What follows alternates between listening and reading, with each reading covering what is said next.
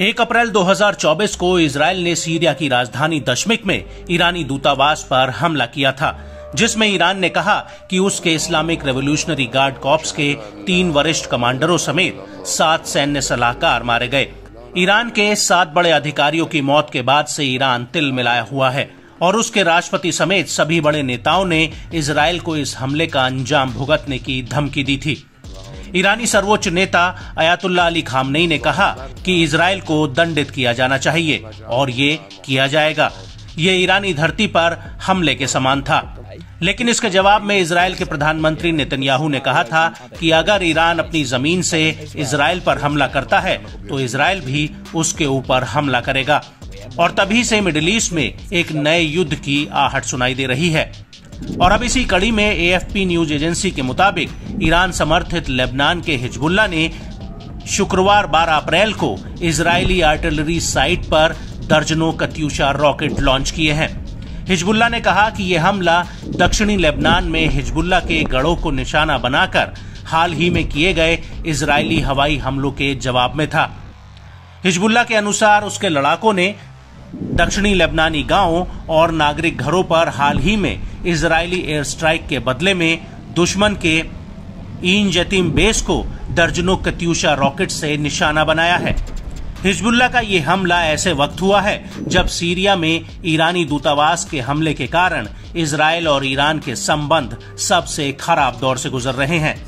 Iran किसी भी वक्त इजराइल पर मिसाइल या ड्रोन अटैक कर सकता है या फिर वो सीधे हमला न करके उसके प्रॉक्सी हिजबुल्लाह से इजराइल पर कोई बड़ा हमला करवा सकता है। इसलिए हिजबुल्लाह की ओर से किया गया ये हमला ईरान के उसी समर्थन की ओर इशारा करता है। हालांकि जब से इजराइल ने गाजा में अपनी जमीनी कार्रवाई शुरू की है, तभी से हमास के समर्थन में हिजबुल्लाह उत्तरी बॉर्डर पर लगातार हमले करके इजराइल को दहला रहा है। हाल ही में हुए हमले को लेकर इजरायली प्रतिक्रिया भी आई है। इजरायली डिफेंस फोर्स ने अपने बयान में एक्स पर लिखा कि ईरान की ओर से हमले की आशंका के बीच चरमपंथी संगठन हिजबुल्लाह ने इजराइल के ऊपर 40 से अधिक रॉकेट दाग दिए हैं। इजरायली रक्षा बलों ने बताया कि इस हमले में कोई मारा नहीं गया है। रक्षा बलों ने इस हमले का वीडियो जारी किया है। उत्तरी इजराइल के गलीली में हुए इस हमले के दौरान हिजबुल्लाह के 2 ड्रोन को इजरायली सेना ने मार गिराया।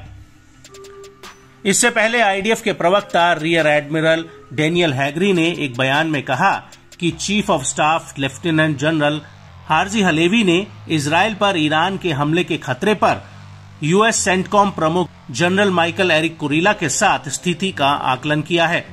उन्होंने कहा कि संभावित ईरानी हमले की कड़ी चेतावनी के बीच नागरिकों के लिए निर्देशों में अभी भी कोई बदलाव नहीं हुआ है।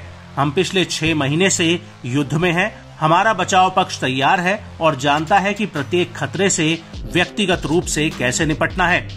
हम इजराइल के नागरिकों की सुरक्षा के लिए विभिन्न क्षमताओं के साथ हमले के लिए भी तैयार हैं। डेनियल से ईरान पर पूछे गए सवाल पर उन्होंने कहा कि ईरान तनाव बढ़ा रहा है, क्षेत्रीय तनाव बढ़ाने पर जोर दे रहा है। हम जानेंगे कि ईरानी खतरे से कैसे निपटा जाए।